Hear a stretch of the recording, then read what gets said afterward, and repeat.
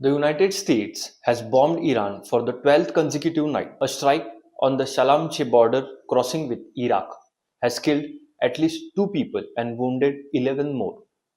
Iran's Revolutionary Guard says a tanker is on fire in the Strait of Hormuz. And in the Red Sea, Yemen's Houthis are now claiming missile and drone strikes on 2 Saudi oil tankers, dragging Saudi Arabia's own shipping directly into a war it isn't even a party to. Explosions are being reported tonight in Sirik, in Ahvaz, in Bushehr. This war is not winding down, it is widening.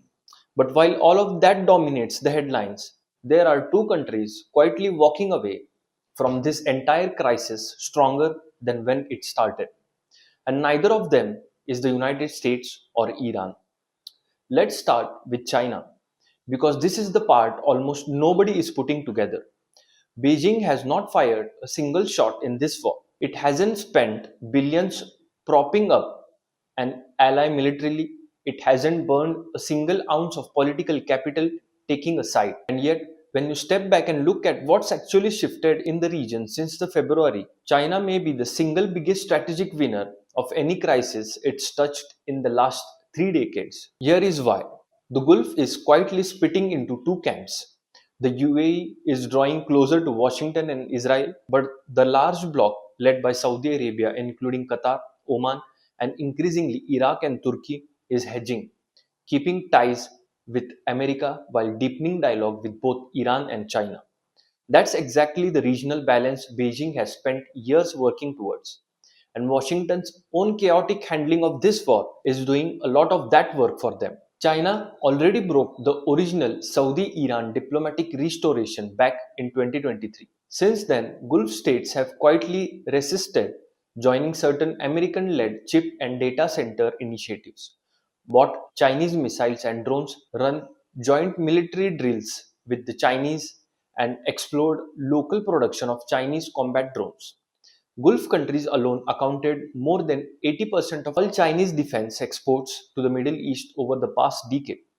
Nobody is trying to replace America's security umbrella overnight, but every one of these moves buys option, and option quietly erode American leverage. China's bigger win might actually be economic.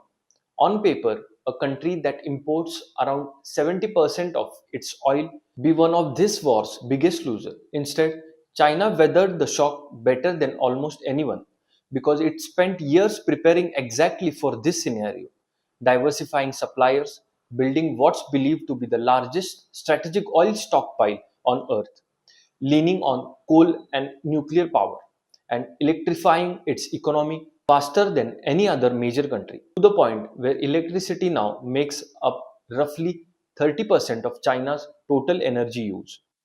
That preparation let China cut its oil imports by an estimated 4 billion barrels a day during the worst of this war without the kind of domestic pain other economies felt.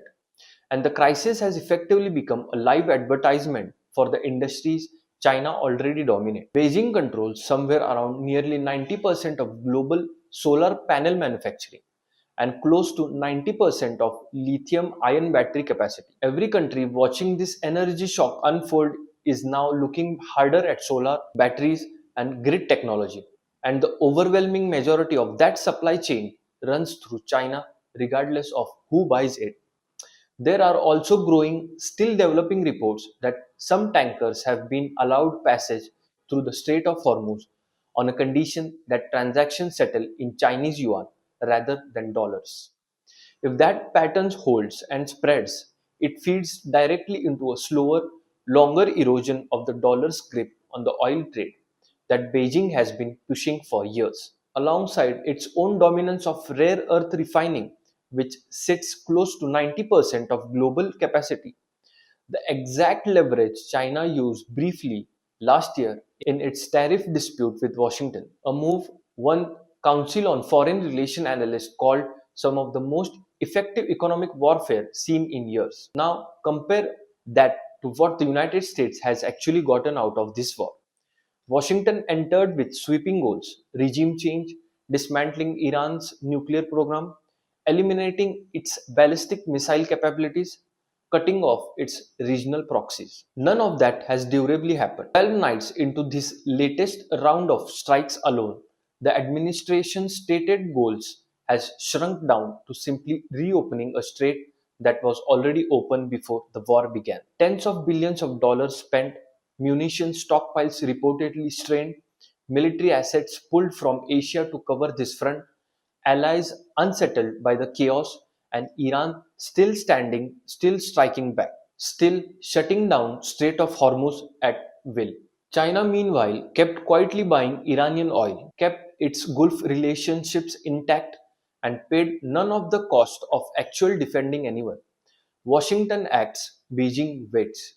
And in a crisis like this one, waiting has turned out to be the more profitable strategy. Which brings us to the second country making a remarkable climb out of the same war, Pakistan.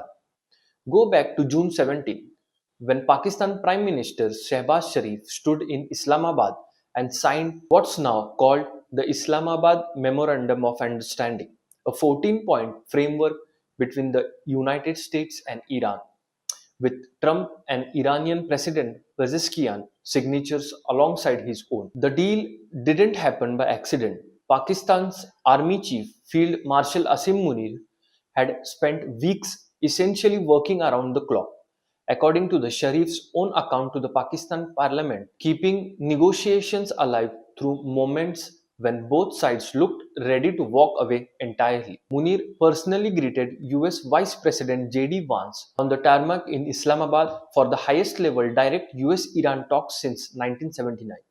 He was in the room in Switzerland for the follow up talks in Burgenstock, and when this war reignited roughly 4 weeks after the ceasefire, rather than stepping back, Pakistan doubled down. Islamabad has issued repeated statements of concerns, and just yesterday, Iran's own interior minister sat down with Munir and Sharif in Rawalpindi, and according to Pakistani own military media office, praised Pakistan's role as, in his own words, an anchor of peace. That's not one off compliment. It's the same word Iran's foreign minister has been using to describe the kind of post war regional security architecture it wants to build. One where American forces eventually step back from Gulf soil entirely, replaced by security arrangements led from within the region itself. Whether that specific vision fully materializes is still an open question, but the pieces Pakistan will need to be central to it are already falling into place. It's the only Muslim majority country with nuclear weapons. It has no diplomatic relationship with Israel, which matters enormously to the constituency such a framework would need to satisfy. It maintains working relationships with all three global powers, Washington, Moscow, and Beijing, at the same time, an increasingly rare position for any country to hold. And it's been actively building relationships across a loose grouping of regional players, Turkey, Saudi Arabia, and Egypt among them, alongside continued outreach from Kuwait and Qatar, reportedly exploring similar security arrangements. A country that was largely treated as a diplomatic outlier not long ago has, in a space of several months, become the one capital both Washington and Tehran keep turning to when direct talks break down.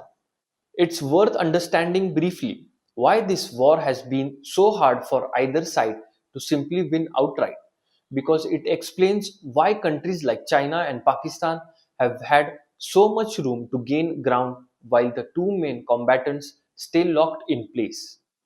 Analysts studying Iran's strategy point to its control of Strait of Hormuz as the core of it, a choke point carrying roughly a fifth of world's energy trade, backed by the Houthis' ability to threaten the Bab el-Mandab Strait further south, and in theory, the undersea cable running beneath these same waters. To that military built deliberately around underground facilities, dispersed missile and drone production, a network of aligned groups across the region that coordinate without needing centralized command.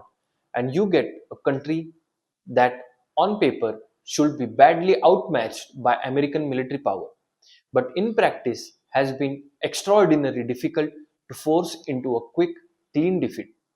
None of that erases the devastation this war has caused on the ground, in Iran, across the Gulf, and now increasingly at sea. But it does help explain why.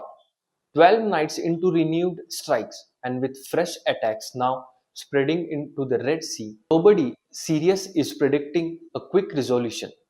While all of that plays out, China keeps accumulating quite economic and diplomatic leverage without lifting a weapon, and Pakistan keeps cementing itself as the indispensable go between neither Washington nor Tehran can fully do without. Wars are usually remembered by who wins the battles. This one may end up remembered for who won everything happening around it.